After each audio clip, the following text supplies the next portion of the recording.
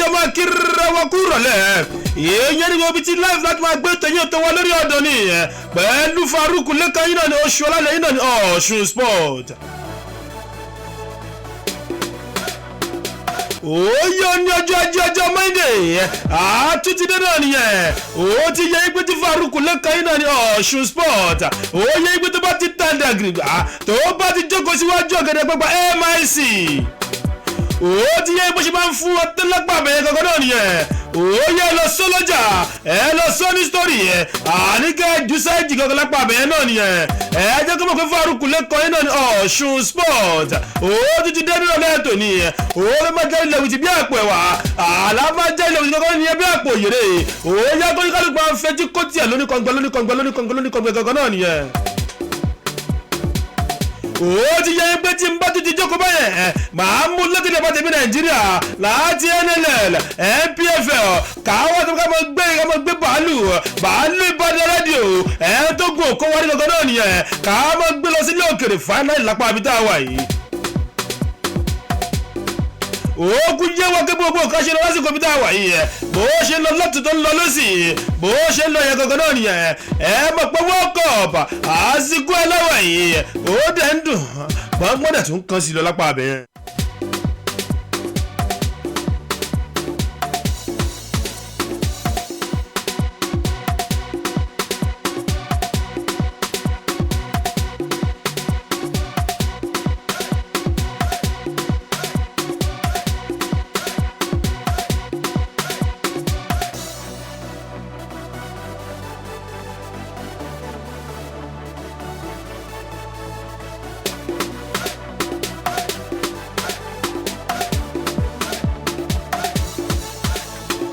Ó ti yẹ ipé Faruq yìí náà ni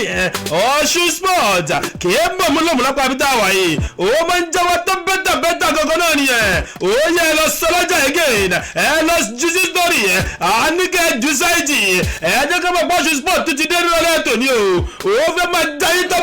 bẹ́tà lápá àbí tá a wà yìí. Ó yẹ jẹ́ mọ́ gbọ́dọ̀ Victor Osimhen jẹ́ mọ́ gbọ́dọ̀ wọlé níbi tó ti jẹ́ di mímọ́ ìgbé bóun ṣe wà yìí tóun ṣe di superstar tóun di lágbàáyé lónìí tóun di pé òun gbafẹ́ lọ́tún lọ́sì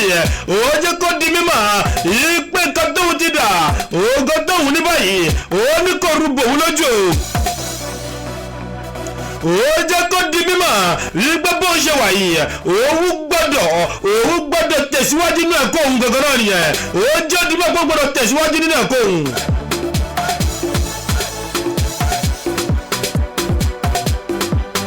Ó ti jẹ́ tẹ̀síwájú ó ní pé àṣìṣe tó lágbára jù fóun ó ní pé òun fi lẹ́ẹ̀kọ́ òun lẹ̀ ipá àṣìṣe tó lágbára jù fóun ní láyé tá a wà yìí ipá àmọ́ òun bá padà sẹ́nu ẹ̀kọ́ òun.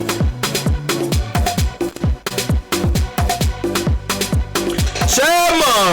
ìpè sínú sẹ́pìtẹ́tẹ̀ SS3 ó ní Victor Osimhen ṣé mọ̀ pọ́n ló di drop out tó wá di pọ́ gbájúmẹ́rẹ́ ìfẹsẹ̀wọnsẹ̀ tó gbájúmẹ́rẹ́ ìdárayá kankan náà nìyẹn fún bọ̀. Nígbà tó tẹ̀síwájú nínú ẹ̀kọ́ rẹ̀ ó níṣẹ́ mọ̀ ìgbé bọ́ọ̀lù aláfẹsẹ̀gbá ìgbé kò lè láàsì owó pọ̀ jù ìpò gòtẹ́yọlẹ̀ nínú táwọn fi máa kẹ sáré sí ọlọ́tún lọ́sì owó sọ pọ̀ jù ó ní 20 to 25 years ó ló fi lè di àgbáwò ó ló fi lè di pé wọ́n ń fọ́ ọlọ́tún wọ́n ń fọ́ ọlọ́sì ó ní tó bá ti ń jù bẹ́ẹ̀ yẹn lọ ó náà ti ń di grandpa nìyẹn ìwọ náà ti ń dàgbàwò tẹ́yẹ galapa bẹ́ẹ̀ náà nìyẹn.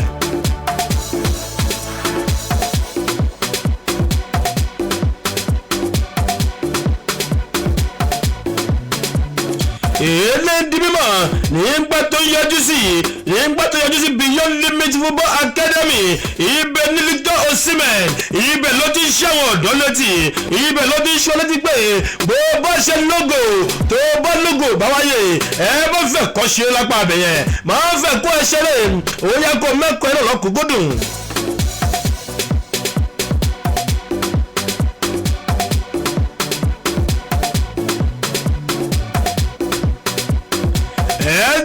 tẹ̀síwájú ti tọ́lá máa mẹ́lẹ̀ wá wípé ta ni amúlétẹ̀lẹ̀tẹ̀lẹ̀ fún ọkọ̀ Udinese ta ni mo sọ nípa rẹ̀ mo sọ nípa Gigi Turege ó fọ̀rọ̀ lédè nípa Maduka Okoye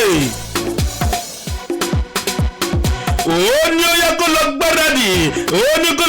gangan náà nìyẹn fún Italian Syrian new season tó ń bọ̀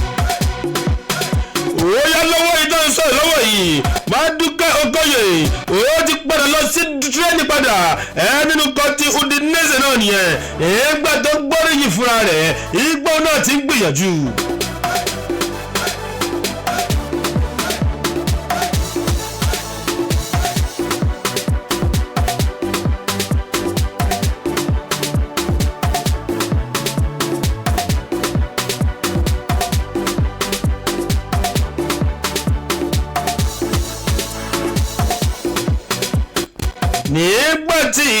nígbà tí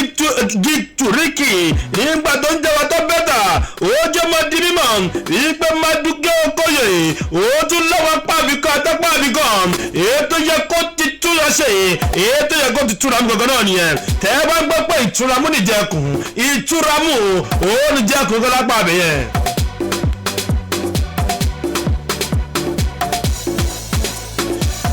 jẹ́ wọ́n tẹ̀síwájú jẹ́ wọ́n tẹ̀yìn tó bẹ́tà wípé Super Eagle ó fẹ́ ṣe kí nìyẹn àwọn náà fẹ́ túra mú nìyẹn wọ́n fẹ́ ṣe better up àwọn tó fẹ́ upgrade ara wọn fẹ́ súra wọn sókè. eléyìí ó wá láti pàṣẹ pé nígbà tí àjọ FIFA president ojú di mímọ́ ìgbà wọn fẹ́ ṣe tuntun gangan náà nìyẹn nípasẹ̀ World Cup ìgbà wọn fẹ́ tún World Cup gbé lárugẹ lápá abẹ́yẹn.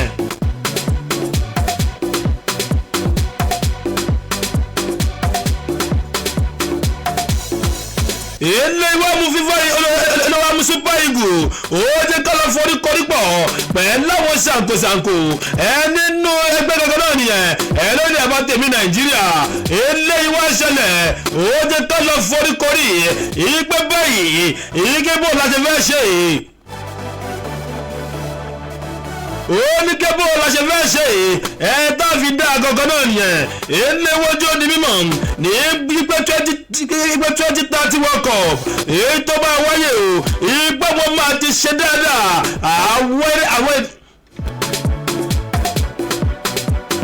àwọn pápá ṣeré àwọn pápá àwọn stadiums àwọn pápá ìgbábọ́ọ̀lù èyí tó ní ní Nàìjíríà wọ́n jọ di mímọ̀ ìgbà wọn ti ṣe kí nìyẹn àwọn ti tún ṣe bẹ́tà gangan náà nìyẹn.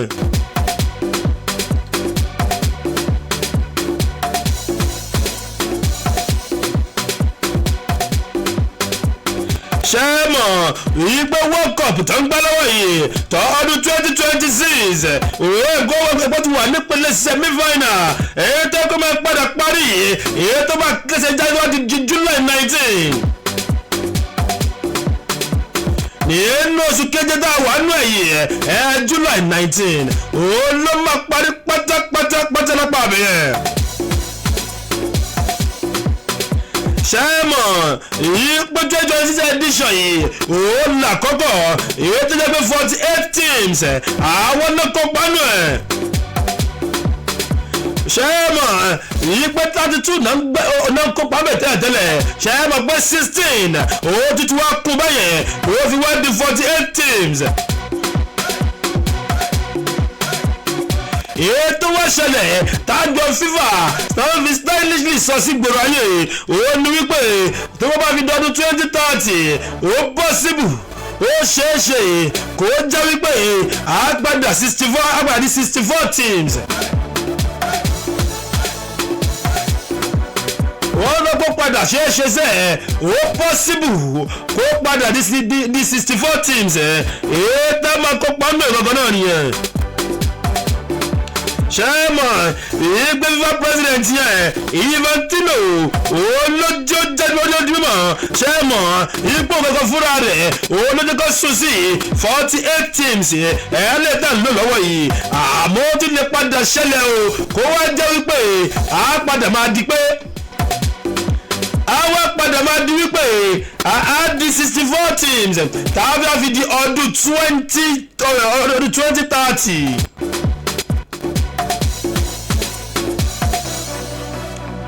òun yẹ jẹ́ sáájú mẹ́lẹ̀ náà wá kó tó lọ di pàwọ́ lọ tí mo gbádùn ra bẹ́tà kankan náà nìyẹn ń gbòòrò ayé òun yẹ jẹ́ mọ́ jayé tó fẹ́yọ̀ mọ́ ẹ̀rì mò jẹ́ ẹ̀yin jẹ́ mọ̀ pé Ìbàdàn rédíò ògo kó wáyé lápá bí ẹ̀yin jẹ́ mọ̀ èyí pápá bí nìkan láti lè gbọ́ ìròyìn eré ìdárayá èyí tí ò lẹ́jà bákan nù ẹ̀yin jẹ́ mọ̀ pé Ìbàdàn rédíò ibẹ̀ nìkan láti lè gbọ́ òun yẹ ibẹ̀ láti máa fún yín tán bẹ́tà OsunSport ló ń fara kí lọ́wọ́ òun yẹ jẹ́ máa jẹ́ lọ sí àṣìánú gbòòrò ayé oye like and share the comment oye share ẹjọ́ tagbagba yìí ká kó ẹjọ́ tagbagba yìí ká lè both Nigeria and abroad.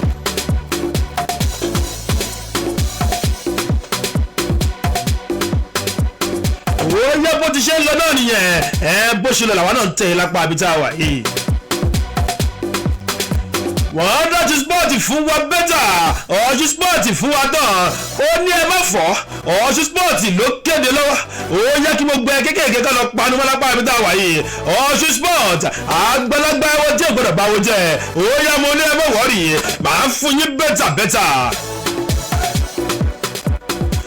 ẹ̀ẹ́dẹ́ sáré tún sáré jayé tọ́pẹ́ bẹ́tà lára eléyìí ẹ̀ẹ́dẹ́ máa jayé o ìgbé Stanley Nwabali ọmọ orílẹ̀-èdè Nàìjíríà yẹn.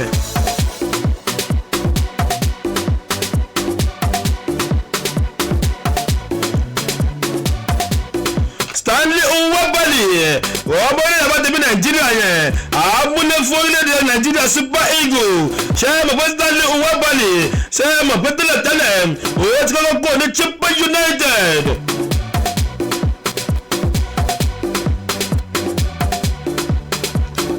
ṣẹ́ẹ̀mọ̀ Chippa boys Chippa United náà sọ nípa rẹ̀ yìí orílẹ̀-èdè South Africa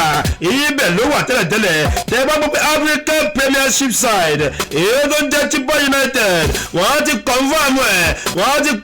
ẹ̀ pé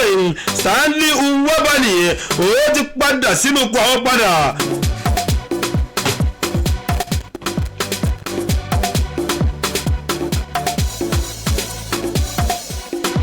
ṣé mọ̀ pé tẹ́lẹ̀tẹ́lẹ̀ Stanley Nwabali amúgọ́lífọ́lẹ́ wa tẹ̀mí Nàìjíríà ṣé mọ̀ wípé kí nìyẹn owó ti kọ́kọ́ kúrò ní Chippa United tẹ́lẹ̀tẹ́lẹ̀. ṣé mọ̀ pé ó ti kúrò ń bẹ̀ tẹ́lẹ̀ kó tó wá di pé ó tún fi pọ́ tó wá padà sílẹ̀ báyìí ṣé mọ̀ ipò ti kọ́kọ́ tẹ́ndà rẹ̀ sí ipò tó kọ́kọ́ tẹ́ndà ipò ti submit transfer request nígbà fún àṣẹ lọ́dún 2025 nígbà tó ń gba African Cup of Nations 2025. nígbà yẹn òun ní Nwabali ló láǹfààní láwọn pọ́ ní líǹkì tó sọ papọ̀ mọ́ South Africa North Africa Saudi Arabia gbà yẹn tó rọ bóyá o máa rí better offer nígbà yẹn náà nìyẹn bóyá kò wá padà ṣẹlẹ̀ mọ́.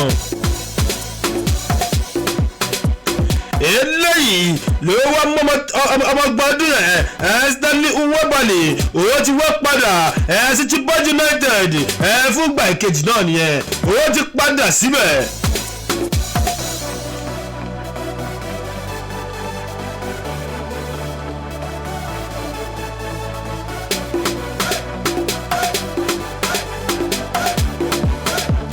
ṣé mọ̀ rí pé Stanley Nwabali látìgbà tó ti di pé láti orí 2025 November 4 2025 èyí tó ti mú clean sheet.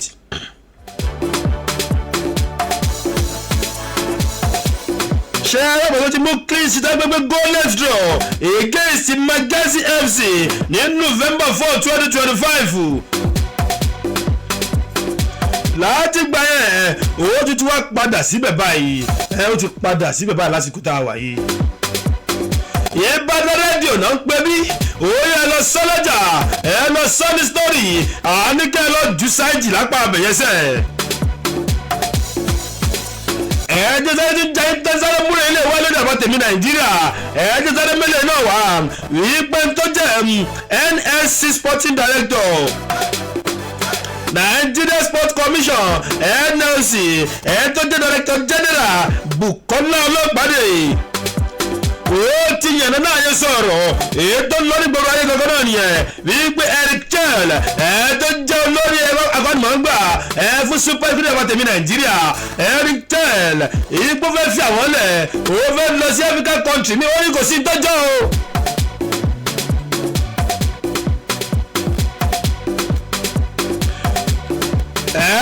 tó jẹ́ àdíjì Ọlọ́pàdé ó tún fìdí ẹ̀ múlẹ̀ ó ní Franco Malina tó jẹ́ tàtíṣẹ́ àwọn ó sọ pé wà fully committed sọ́jà bá tèmi Nàìjíríà ó sọ pé wà fully committed o.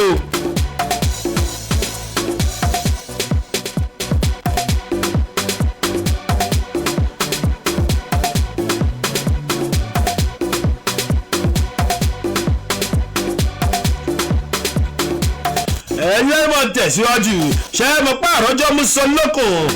ó ti ń tẹ̀síwájú ọ̀kọ́lápá àbẹ̀yẹ náà nìyẹn. ti sáré mẹ́lẹ̀ náà wá fún ilé kúnrẹ́rẹ́ tí bá ti wá jálẹ̀ á wá ṣe kí nìyẹn á wá sọ pé lọ sẹ́mi mu náà lójú ọjà tá a bá wá padà dé á wá mọ̀ gbé bàálù wa lọ sílé òkèèrè fáínálì.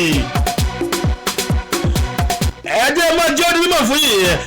pé ní Oyo State tá a bọ́ sọ nípa commissioner for sport and poverty alleviation tá a ní mò ń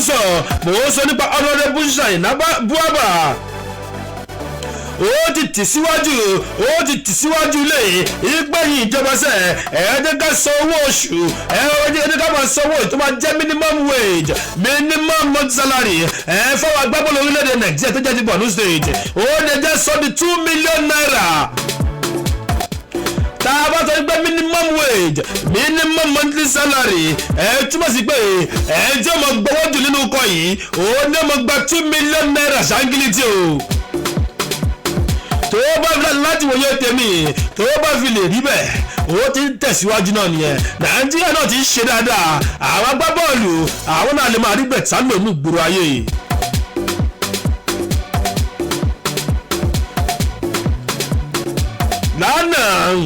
lánàá gangan náà nìyẹn nígbà tí wọ́n ń sọ̀rọ̀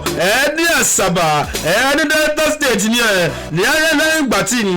Academy Warriors ó fojú Abakaliki FC lẹ́yìn ìgbà tó bójú wọ́n gbolẹ̀ ní NFF 2026 Presidential Federation Cup Buba ó sọ̀rọ̀ nípa rẹ̀ ó ní ẹjẹ́ ṣe salary structure àwọn èèyàn yìí ẹ̀ka ìlẹ́yìn máa support wọn ẹjẹ́ ṣe dáadáa kó jẹ́ pé ẹni tí ó máa gbowó jù ẹni tí ó máa gbowó kéré jù jàre yóò máa gba 2 million naira lóṣooṣù ṣé ò ti wá dọ̀bẹ̀.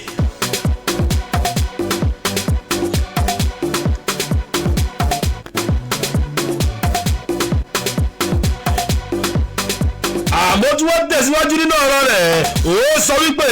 èyí tó pọ̀ jù ní Nigeria Professional Football League èyí tó jẹ́ PFL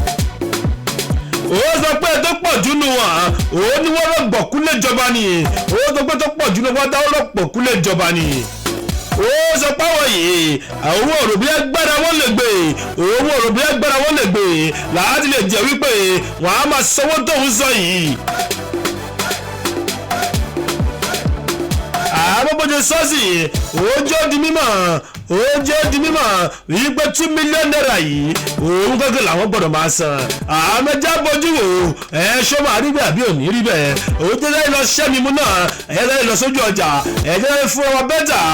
láì gbá orin kan síra wa lára bẹ́tà tí n bá wà padà dé àwọn ọmọ lọ sílé òkèèrè fáínálì lápá àbítá wa yìí. ọmọ Ìbàdàn nílé lóko lódò ṣebí ìpolówó ọjà báyìí làgún mú owó àǹfààní látàbọ̀ àtàbà rèé látọwọ́ Central Council of Ibadan Indigenes. èyí ni láti fi tó yín létí pé yàrá ìkáhùn sílẹ̀ tá a mọ̀ sí studio ti Ìbàdàn rédíò ti wà ní sẹpẹ́ fún ẹnikẹ́ni tí ó bá fẹ́ ṣe ìkásílẹ̀ ìkéde àbí ìpolówó ọjà tá a mọ̀ sí jingle or announcement lówó tí ò gajara lọ. gbogbo ohun èlò ìgbàlódé tá a fi ń káhùn sílẹ̀ láti ṣe lọ́jọ́ ní yàrá ìkáhùn sílẹ̀ Ìbàdàn rédíò. gbogbo ẹ̀yin lẹ́gbẹ́lẹ́gbẹ́ lọ́gbàlọ́gbà tẹ́ fẹ́ ṣèkéde tàbí tẹ́ fẹ́ káhùn sílẹ̀ ó yẹ tẹ́lá ṣàṣàkẹ́ máa bọ̀ ní Ìbàdàn rédíò ní ilé Ìbàdàn House Òkè Àrẹ̀mọ ní Yemẹtu Ìbàdàn tàbí kí ẹ kàn sí nọ́mbà yìí 081-000-30-889 lẹ́ẹ̀kan sí 081-303-30-889 8 méjì 9 kan. ẹ bá wa dòwò pọ̀ kájọjọ gbogbo àwa jẹ. Ìbàdàn rédíò ogun òkó wa rí. Àtótó arére gbogbo ọmọ Ìbàdàn nílé lóko lódò ṣebí ìpolówó ọjà báyìí làgún mú owó àǹfààní látàbọ̀ àtàbà rèé látọwọ́ Central Council of Ibadan Indigenes. èyí ni láti fi tó yín létí pé yàrá ìkáhùn sílẹ̀ tá a mọ̀ sí studio ti Ìbàdàn rédíò ti wà ní sẹpẹ́ fún ẹnikẹ́ni tí ó bá fẹ́ ṣe ìkásílẹ̀ ìkéde àbí ìpolówó ọjà tá a mọ̀ sí jingle or announcement lówó tí ò gajara lọ. gbogbo ohun èlò ìgbàlódé tá a fi ń káhùn sílẹ̀ láti ṣe lọ́jọ́ ní yàrá ìkáhùn sílẹ̀ Ìbàdàn rédíò. gbogbo ẹ̀yin lẹ́gbẹ́lẹ́gbẹ́ lọ́gbàlọ́gbà tẹ́ fẹ́ ṣèkéde tàbí tẹ́ fẹ́ káhùn sílẹ̀ ó yẹ tẹ́lá ṣàṣàkẹ́ máa bọ̀ ní Ìbàdàn rédíò ní ilé Ìbàdàn Ìbàdàn house Òkè Àrẹ̀mọ ní Yemẹtu Ìbàdàn tàbí kí ẹ kàn sí nọ́mbà yìí 081-000-30-889 lẹ́ẹ̀kan sí 081-3-30-8 kan. ẹ bá wa dòwò pọ̀ kájọjọ gbogbo àwa jẹ. Ìbàdàn rédíò ogun òkó wa rí.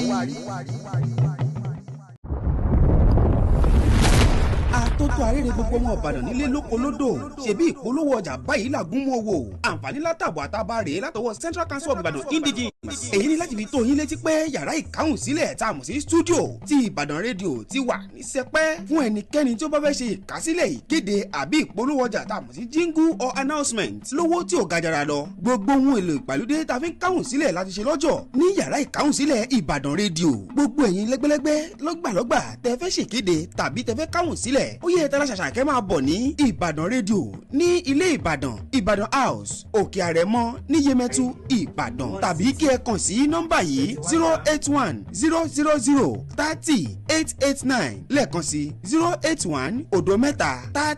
081-3-30-8 kan. ẹ bá wa dòwò pọ̀ kájọjọ gbogbo àwa jẹ. Ìbàdàn rédíò ogun òkó wa rí.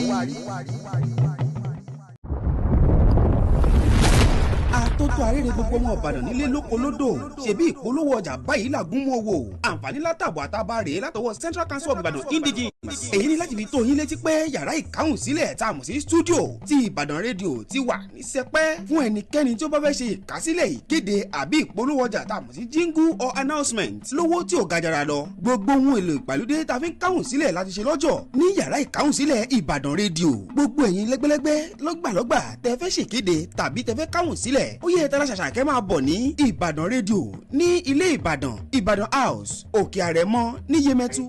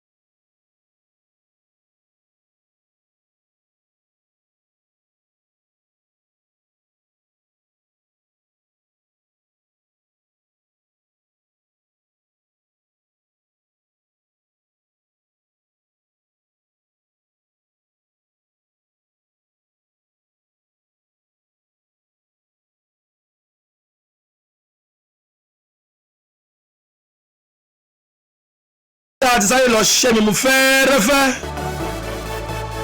yẹ yín pọ̀ OsunSport ọ̀ṣun jẹ́ pẹ́pẹ́yẹ òun náà lè sì jọ ń gbádùn ọ̀rọ̀ ayín bẹ́tà àgbàdo ọ̀rọ̀ wa dago 5 nìyí. Oye lọ sórí Facebook lọ sórí Facebook wa náà nìyẹn ní ìkànnì Ìbàdàn rédíò.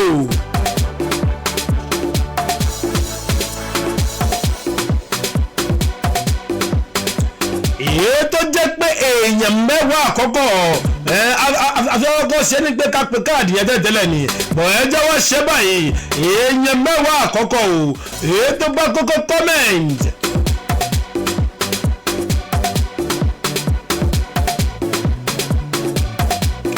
Èèyàn 10 àkọ́kọ́ èyí tó bá kọ́kọ́ comment sórí live yìí èèyàn 10 àkọ́kọ́ yẹn gangan àwọn lọ́mọ fún ní káàdì yẹn èèyàn 10 lásán o.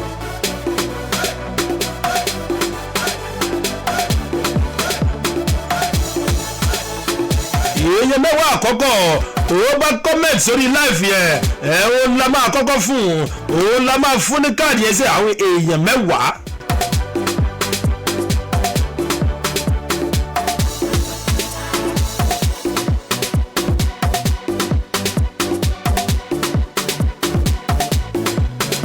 òun jẹ́ wọ́n fi yẹn tẹ̀síwájú lápá àbí tá a wà yìí òun yẹ kọ́mẹ̀ntì kẹ́ láìkẹ́ kẹ́dẹ̀ tún ṣe ẹ̀. òun yẹ standard presenter number 1 standard presenter òun ní kudos yìí òun yẹ number 1 gangan náà yẹn standard presenter. àwọn kọ́kọ́ jẹ káàdì wa òun yẹ sọ bóyá ATL ń lò ní àbí Glo ó yẹ tún ju nọ́mbà yín sórí péèjì yẹn tún nọ́mbà yẹn tún jù síbẹ̀ tún nọ́mbà yín kọ́mẹ̀ntì tún kọ́mẹ̀ntì sórí ẹ̀.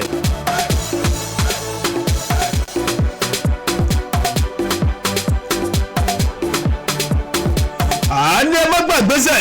èèyàn 10 àkọ́kọ́ tó bá kọ́kọ́ drop comment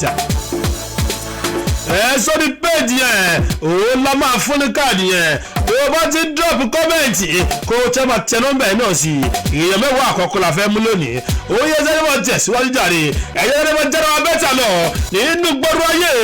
ẹ̀yẹ́ mẹ́rin mọ̀jẹ́ ti mọ̀ pé tó bá dọ̀la òun ní France àti Spain náà wọ́n máa kojú ara wọn nù gbọ́dọ̀ ayé.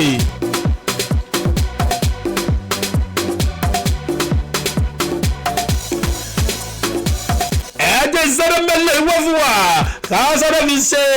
káàsáré fi ṣe pápánu ẹ̀rọ fi ṣe pápánu lórí ọ̀dàn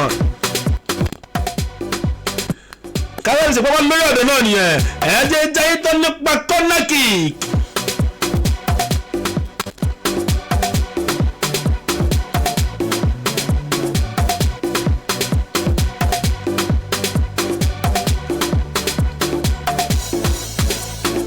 Sherman ìpè corner kick wọ́n fi máa ń bẹ̀rẹ̀ padà wọ́n tún fi máa ń rìṣọ́fù àbẹ́jẹ́ sọ́bà yìí tàbí tó pẹ́ restarting wọ́n máa fi restart ni láti máa gbá fún bọ́ọ̀ yẹn padà. ẹ̀jẹ̀ máa jẹ́ íńtánẹ́tà ìgbé corner kick kò tó ṣàdédé wáyé ẹ mọ̀ wípé àfi tó opponent tó bá ti gbá bọ́ọ̀lù kọjá àlà gbá bọ́ọ̀lù kọjá àlà bíi tí goliwa tó bá ti gbá bọ́ọ̀lù kọjá bẹ̀ tó dẹ̀ lọ sẹ́yìn tó bá jẹ́ opponent ló bá gbà wọ́n á fún ọdọ́ opponent ẹ̀ wọ́n á fún wọn ní corner kick eléyìí ló máa ṣokùnfà.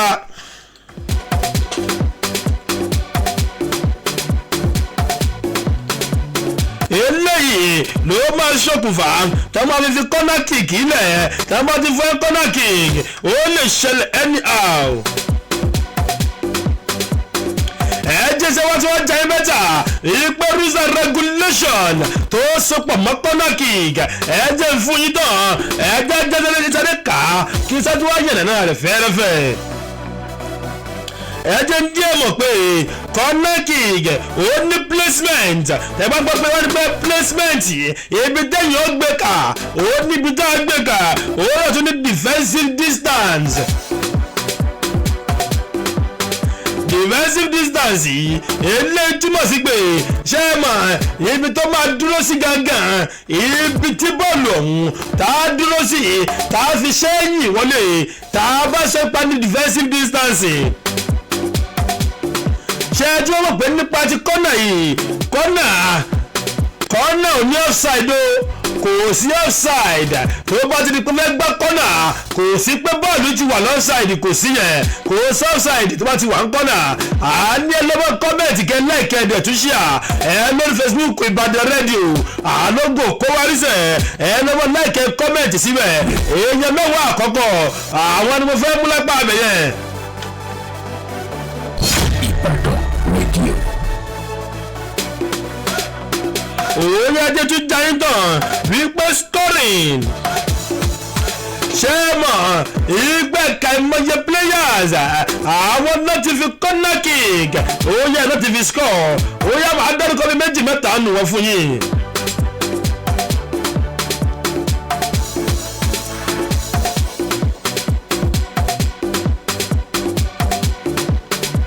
ṣé tí wọ́n gbé kò sí nǹkan tó jẹ́ double touches.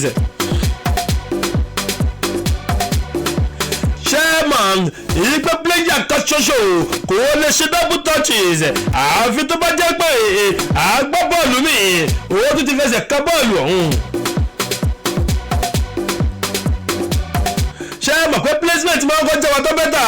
bí ìyànnà náà tó ẹ̀jẹ̀ ń jáde wípé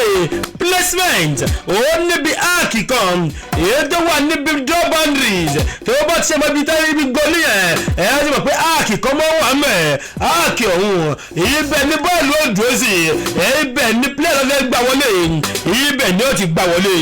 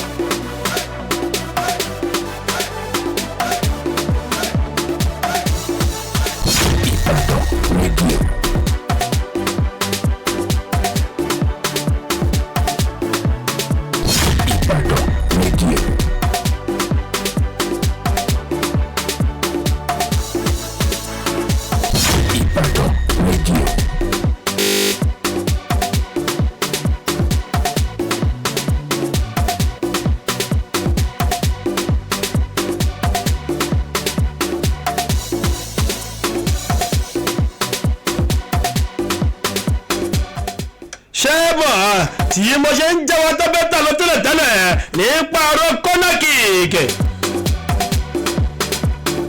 ẹ̀ẹ́dẹ́ sọ́dọ̀ mú wá fún yín fẹ́ẹ́rẹ́fẹ́. ṣé o mọ̀ pé the first directly goal tó wọlé sí corner kick ẹ̀ẹ́dẹ́ Argentina by dani ní ọdún 1924 by Siaro Onzari ní October 2 1924.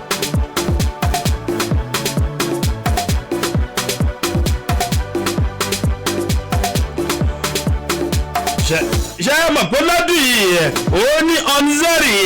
ó ló gbọ́gbọ́ yìí wọlé against Uruguay ní Buenos Aires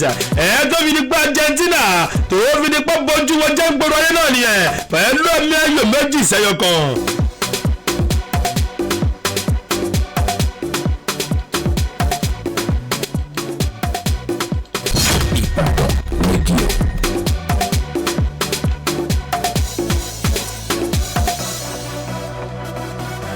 ẹ̀ẹ́dẹ́ sáré jayé tẹ́lẹ̀ yìí ìgbà Christian Pulisic nígbà tó wà nínú ikọ̀ AC Milan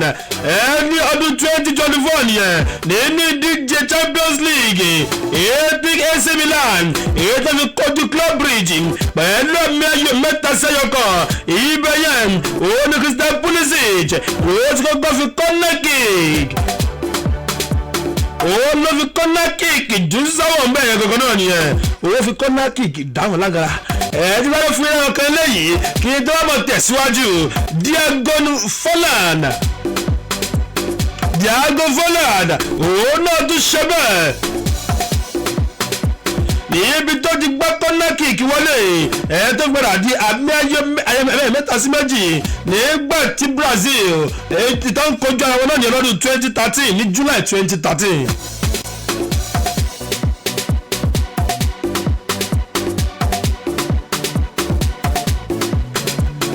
òun yẹ jẹ́ máa tẹ̀síwájú báyẹn jàre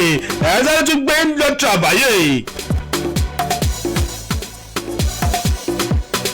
ẹ jẹ́ sọ̀rọ̀ nípa penalty kick ẹ̀yẹ mi ń gbọ́rọ̀ ayé ẹ jẹ́ sọ́dọ̀ jẹ́ tó bẹ́tà nípa bí penalty kick bó ṣe máa ń ṣẹlẹ̀ ẹ jẹ́ jẹ́ tó bẹ́tà ọ̀pọ̀ kànmọ̀kẹ́ penalty kick tó bá ti ṣe kínú box 18 penalty máa wáyé náà nìyẹn kì í ṣe gbogbo ẹ̀ kí box 18 òun ló di penalty kick.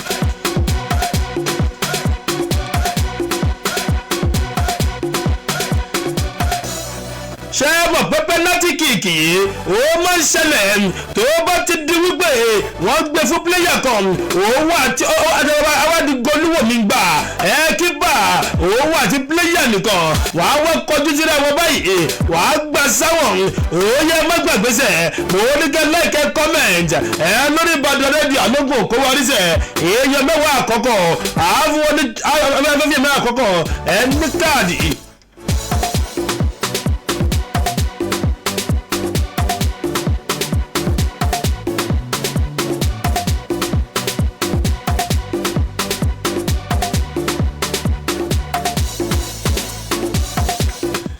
ṣé mọ̀ pé penalty kick yìí ó máa ń ṣẹlẹ̀ dáadáa ọ̀pọ̀lọpọ̀ èèyàn wọ́n ti ẹ̀ mọ̀ ìrírí pé ṣe gbogbo ẹ̀ kì ló máa mú penalty kick wáyé.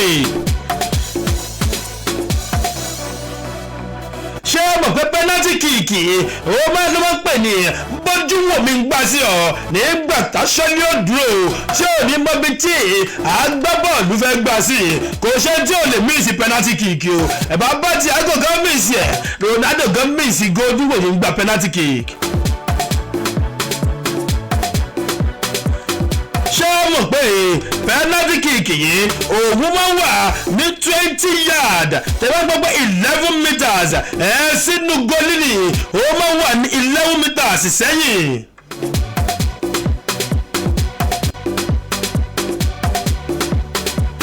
ẹ jẹ́ wá jayé tán yìí pé tó máa gbá kankan náà nìyẹn tó máa gbá wọlé which means the kicker tó máa gbà sáwọn òun gbọ́dọ̀ ṣe kíni ó gbọ́dọ̀ fọ́rẹ́bọ̀lẹ̀ ó dẹ̀ gbọ́dọ̀ dádúró kò sí pé lómi ó dúró tì í tàbí pé yóò paasi pẹ́nọ́tì sẹ́lómi tọ́lọ́mi wàá gbà sáwọn èèyàn kádọ́ndọ̀ ó ní ó dúró báyìí ó ní ó fẹ́ẹ̀sì aṣọ́lé tí ó gbà sáwọn kankan pa àbẹ̀yẹ náà nìyẹn.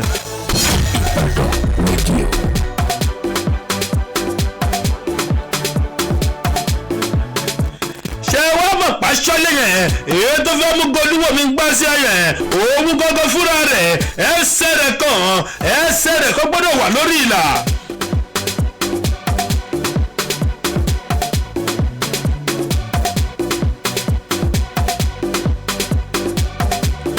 ṣé mọ̀ pé góòlù yìí ṣé mọ̀ pé góòkípà yìí nígbà tó fẹ́ gbọ́ bá fẹ́ gbà ṣé mọ̀ pé kò gbọ́dọ̀ dẹ́rù gbà bá bọ́ọ̀lù yìí kí wọ́n fẹ́ súnmọ́ àbọ̀ fẹ́ súnmọ́ yìí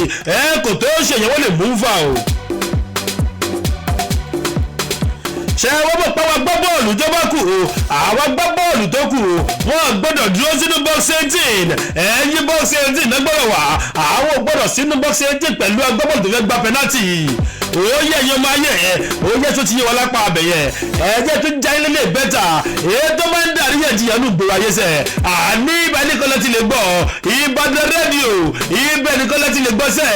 àlógún kó wáyé lápá àbí tá a wà yìí ìdáhùn ìyẹn máa ń sọ ẹlẹ́bí òfin ẹni yàrá sọ́bẹ̀ àmọ́ kò rí bẹ́ẹ̀ ẹ̀jẹ̀ tó já yẹn tó nípa free kick ẹ̀jẹ̀ tó já yẹn tó nípa free kick gángan.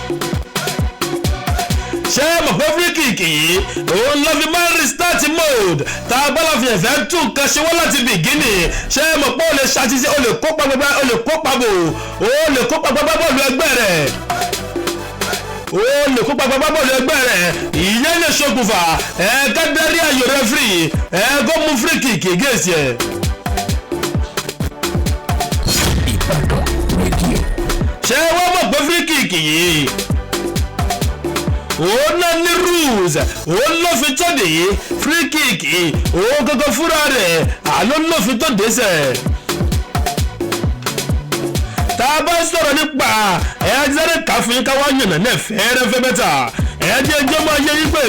free kick tiẹ̀ òun ní distancing òun ní the wall òun náà tún ní ball movement òun tún wọ́n ní indirect signal. òun yẹ ti mú báyìí ròyìn ṣe ń dì í bàá kọ́ ni mò ń gba yín ṣe ń jayé bẹ́tà bó ṣe fún yín tọ́tíkà yẹn òun yẹ ṣe ń dì ẹ̀yìn mọ̀ gbòòrò ayé.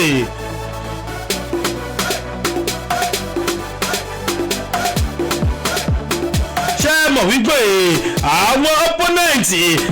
opponent tẹ́fọ́sọ̀ nípa distance ẹ̀ ń fẹ́ jayín tán o wípé àwọn opponent wọ́n gbọ́dọ̀ wà ní 9.15 meters èyí túmọ̀ sí 13 yards wọ́n gbọ́dọ̀ wà tí sùsì tó ti fẹ́ gbà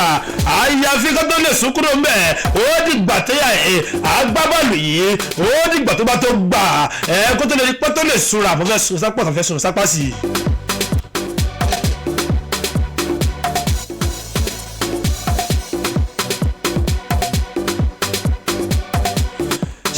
kẹ́ mọ́ sọ nípa the wall ṣé mọ̀ ìpè tó jẹ́ defending team kan kó bá fẹ́ create wall mọ̀ pàtó bá ń gbá bọ́ọ̀lù lọ́wọ́ yẹn táwa gbá bọ́ọ̀lù tí wọ́n dúró gogogogogo báyìí tí wọ́n dúró lọ ní straight line ṣé mọ̀ gbọ́dọ̀ bá ń ṣe yẹn wọ́n gbọ́dọ̀ ṣe kíni wọ́n gbọ́dọ̀ stand at least 1 meter ìyẹn túmọ̀ sí a yard ọ̀pá kan ló ń pè bẹ́ẹ̀.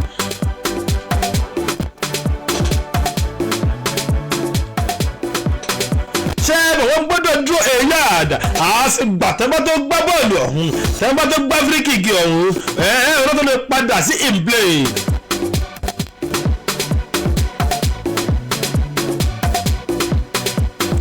ṣé ẹ tún wọ́n mọ̀ wípé free kick yìí ó tún ní bákan méjì tó tún bá dé gbòòrò ayé ṣé ẹ mọ̀ pé free kick ṣé ẹ mọ̀ gbọ́dọ̀ gbá free kick clearly. ṣé mọ̀ pọ́lísì àdé gbá ṣe gbọ́dọ̀ gbá free kick clearly èyí tó sí pé gbọ́dọ̀ gbá kíákíá tó bá tún wá wọ̀ ó tún wá lè gbá free kick ọ̀hún ó tún lè gbá pẹ̀lú ó tún lè gbá stylishly ó lè gbá ceremonially.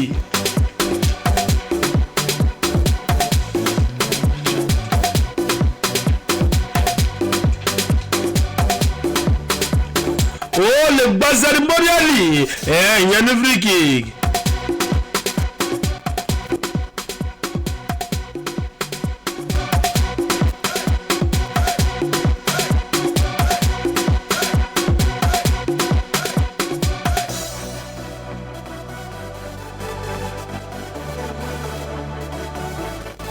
ṣé mọ̀ tó wá nìkan èyí jẹ́ ìfẹ́lẹ́ ìjà ìtọ́bẹ̀tà kápátá nípa free kick ó ní tó ń pè ní ó ní indirect signal èlé máa ń ṣẹlẹ̀ nígbà tí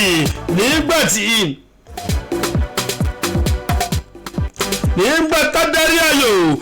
nígbà tádárí ayò gbogbo náà yẹn nígbà tó bá raise alarm nígbà tó bá raise alarm nígbà tí bọ́ọ̀lù yẹn bá gba ọgbọ́n player kọjá tán nígbà yẹn gangan nígbà yẹn ló máa raise ló máa di indirect signal. àní ẹṣẹ́ jẹ́ kó lọ fà jẹ́ káwọn ọmọ ayé jẹ́ tó far away ṣe é túmọ̀ pé tí mo ṣe sọ tẹ́lẹ̀ má gọ̀rọ̀ yẹn má lose guard àníyàn mẹ́wàá àkọ́kọ́ ó lè jẹ́ live program táwọn ṣe lọ́wọ́ yìí èèyàn mẹ́wàá àkọ́kọ́ bá ṣe ọkọ́ kọ́mẹ̀ntì lórí program yìí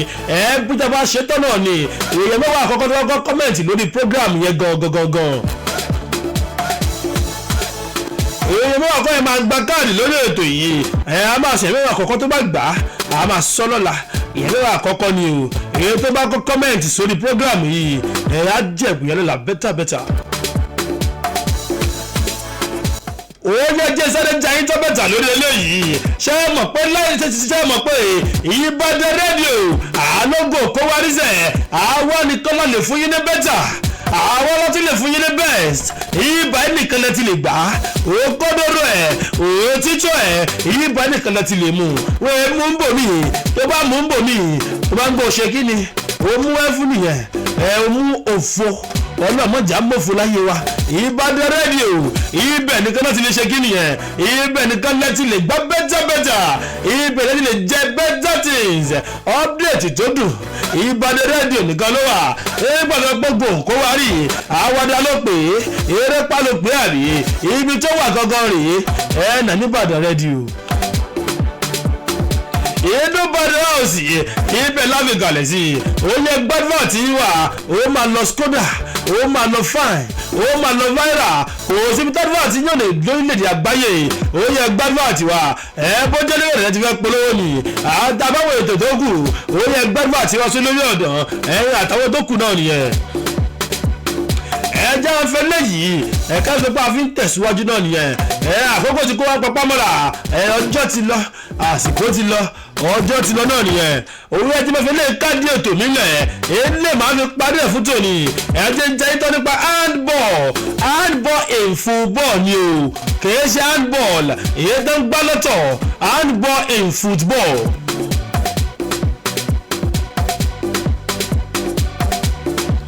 ṣé mọ̀ wípé handball in football èyí máa ń wáyé nígbà tí agbábọ́ọ̀lù tó bá mọ̀ọ́mọ̀ ni o tó mọ̀ọ́mọ̀ fọwọ́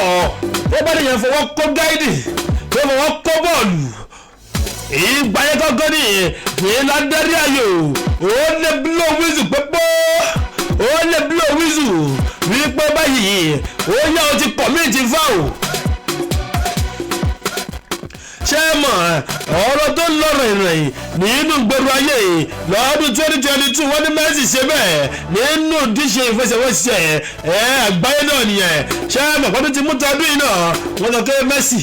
wọ́n ló ti commit hand foul yìí ló dé bàbá Matthew bàbá àgbàlagbà Messi kù sí tìrì òun yẹn ló jẹ́ wọ́n tó bẹ́tà lórí ọ̀rọ̀ handball yìí handball in football má ṣì mí gbọ́. ìwọ́n bá ti commit handball yìí wọ́n máa ń mú wọ́n bá wá mú fún ẹ̀ tán tó bá tó wá jẹ̀ wá fẹ́ jẹ́ pàgbàmbarì tó bá tó lọ jẹ́nu box 18 èyí ìbẹ̀lẹ́ bí ti commit handball yìí ojú àwa bó bẹ́tà wọ́n á wá mú penalty ojú àwa ká kọ́nà tó wá fẹ́ mú ẹ kó tó lọ jẹ́ pé bí ti wọ́n bí 87 minutes òdòdó lẹ́ ń gbá lọ́wọ́ ìwọ́n kàn lọ fọwọ́ ṣe kí ni òun lọ fọwọ́ kó jápìn láyé tiẹ̀ òun lọ fọwọ́ kó bó ṣe fọwọ́ kó yẹn náà dà bó ṣe fọwọ́ kó yẹn òun fáwọn èèyàn láǹfààní nù òun fún láǹfààní bójú omi ń gbá penalty shootout orí ajé wọ́n jayé tán. ṣé wọ́n mọ̀ wípé handball yìí owó tó wá ní bákan méjì o ìwọ tó bá jẹ́ pé ó gíràn dáadáa wọ́n bá gbá ọ mú wípé bó ṣe wà yìí ó mọ̀ọ́mọ̀ fọwọ́ kó wọlé ni tààbọ̀ mọ̀ọ́mọ̀ fọwọ́ rẹ báyìí ó fi gbé bọ́ọ̀lù jò tààbọ̀ mọ̀ọ́mọ̀ ó fi áńkù rẹ báyìí ó fi dá bọ́ọ̀lù dúró wàá mú àǹbọ̀ fún ẹ. tàbí wọn tó jẹ́ pé òun ti ní pé bọ́ọ̀lù ti ń lọ ta the next tó wà lọ́kẹ́ tó lè ṣe òun ni kó fọwọ́ kó wọlé bí alálùbọ́sà òun fọwọ́ pọ́ bọ́ọ̀lù wọlé àmọ́mọ̀ sí ẹ̀ṣẹ̀ kò ní dáríjì àwọn obìnrin ìdáríjì lọ́dọ̀ Ọlọ́run.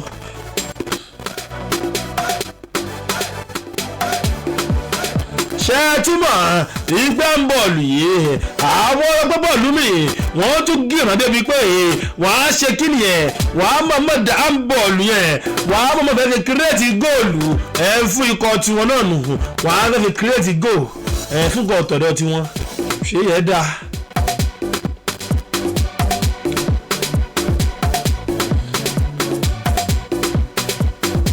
àníṣe ìgbàgbé tí mo ṣe jayín tó bẹ́tà rí wípé ẹ lọ máa kọ́mẹ̀ntì kẹ́ ẹ máa ṣí ẹ̀kẹ́dẹ̀ máa láìkẹ́ ẹ ní Ìbàdàn rédíò. ní ẹ lọ máa kọ́mẹ̀ntì síbẹ̀ kẹ́ẹ̀dẹ̀ tún máa láìkẹ̀ ní Ìbàdàn rédíò èèyàn mẹ́wàá àkọ́kọ́ èyí tó bá kọ́mẹ̀ntì tó bẹ̀ tún láìkẹ̀ níbẹ̀ yẹn a máa ṣe kínú èèyàn mẹ́wàá àkọ́kọ́ ni mo sọ o èèyàn mẹ́wàá àkọ́kọ́ tó bá kọ́mẹ̀ntì sórí program lórí ọ̀dọ̀ tá à ń ṣe lọ́wọ́ yìí bóyá a ti ṣe tán àbájá sì ń ṣe lọ́wọ́ èèyàn mẹ́wàá àkọ́kọ́ o èyí tó bá ti kọ́mẹ̀ntì ṣé o mọ tí wàá ṣe fún mi kó kọ́kọ́ kọ́mẹ̀ntì náà tó bá tún wá kọ́mẹ̀ntì tán kó o tún wá ṣe kí nìyẹn kó o tún wá fi nọ́mbà ẹ̀ síbẹ̀ àti nẹ́tíwọ̀kì tó bá ń lò wàá gbọ́ gbàgán lórí aago ẹ̀ nìyẹn.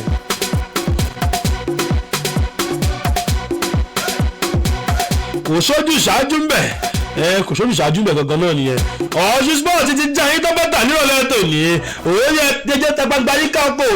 ẹjọ́ tagbangba yíká lè wípé OsunSport òye ti ṣe tìyọ̀ ní òye ti dùn gbọ́ngbọ́n ti kẹ́sì lápá àbí tá a wà yìí ajẹ́ fọwọ́ kì í ọ̀nà bọ́tì ní mo fún sáà tá a wà yìí gbàdó bàbá àgbàlagbà gangan náà nìyẹn àsìkò ti ń lọ ẹjẹ́ bọ́ kí tẹ́kíníkà wọn lápá àbí báyìí ọ̀bọ Samuel gangan náà nìyẹn.